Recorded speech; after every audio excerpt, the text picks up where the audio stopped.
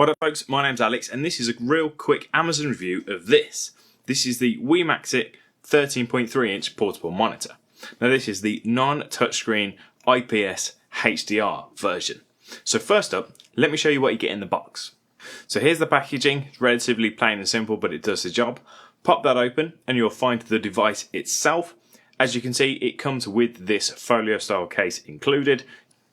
On top of that, you also get a screen protector, which I've chosen not to use personally, a Type C to Type C cable. There's also a Type A to Type C USB cable, which is primarily for powering the device. You also get a full-size HDMI 2.0 cable. On top of that, there's also a USB wall plug, a cleaning cloth, and an instruction manual. So with that out of the way, let's have a real quick look at the device. It's about the same size as an A4 piece of paper, as it's 20 centimeters by 30 centimeters, and it's 1 centimeter thick and weighs just over a kilo. The device is roughly the same size, give or take, as a Surface Pro. Now, as you can see, I've got the case included. It's a rubber material, it's quite thick, it does a good job of protecting the device. If you want to remove it, you can do so using these 2 screws on the back, which can be removed by hand, so you don't need a screwdriver with you.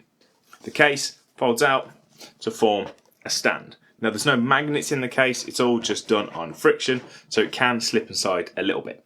There's also no magnets keeping it closed, so it may come open in your bag, but I've not had any issues with it as of yet. You have a micro USB port, which is primarily there just for powering the device.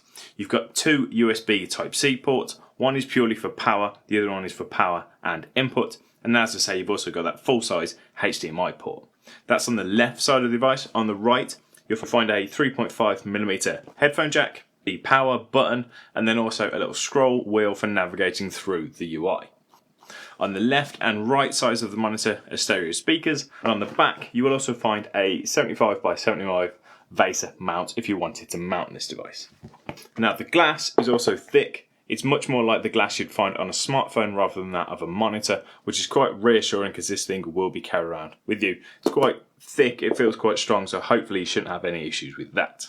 Now the downside to having glass like that on this sort of device is, as you can see, it's glossy, so it's very, very reflective, and it is also a bit of a fingerprint magnet. Now onto the display quality itself, and it's actually really very good. At 13.3 inches, 1080p resolution provides a nice, crisp, sharp image. Brightness is okay, it's not the best, but it's decent enough for most situations.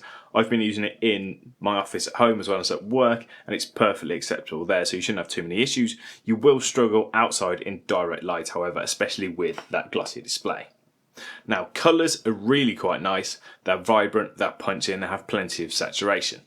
Contrast is also good with deep, rich blacks.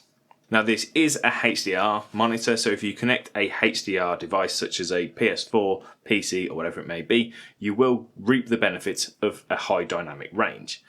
The colours look really, really good. They look better, obviously, than just using a standard input. I've tested this on both my PC and my PS4. They instantly recognised that it was HDR compatible and it was easy enough to turn on. Now the refresh rate of the monitor is 60Hz, which is pretty standard for this sort of thing. Now I can't find any information about the response time of this monitor, but I have used it to play some games on both my PC and my PS4, and it felt good, it felt responsive, it didn't feel choppy or like there was a delay of any type. Now as mentioned, I've connected this device to loads of different inputs such as the PS4, my full Windows 10 PC, Linux-based Minis PC, as well as a Samsung phone, all of which picked the device up straight away, and I've had no connectivity issues whatsoever. If you're using Type-C on a laptop, for example, the Type-C cable will be able to provide enough power and the audio and video output, so you'll only need 1 cable. I used the Type-C using a Samsung Galaxy S10 to get into DeX. Now that worked straight away, however, every now and again the screen would cut off, and I think that was a power delivery issue. Once I inserted a second cable into a wall adapter just to provide some more power, it was perfectly fine. If you're using the HDMI as your input, that doesn't deliver any power, so then you will also need to plug in a second cable to power the device. This actually makes a really nice little gaming monitor for on the go.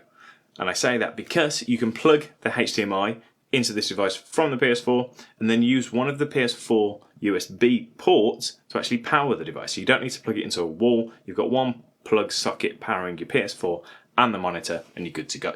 Now the menu system on this device is accessed by pushing in the scroll wheel. It's a relatively standard affair. You can adjust things like contrast and saturation, brightness and that sort of thing. Nothing too complicated there. The only one nice touch that I will mention is if you hold that scroll wheel down, a selection of crosshair overlays which you can activate, which may be useful for any of you PC gamers out there. Now last but not least, as I mentioned, this does have stereo speakers, but they're not really very good at all. They'll do the job in a pinch, but if audio is important to you, I definitely recommend using the 3.5mm headphone jack instead.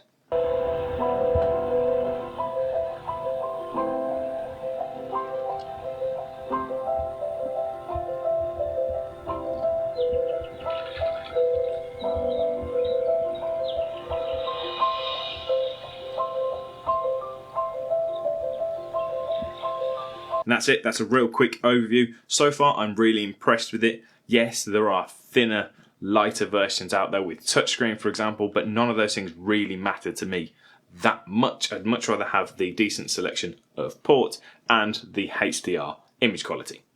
Thanks for watching, I hope that's been useful. I'll see you next time. Bye.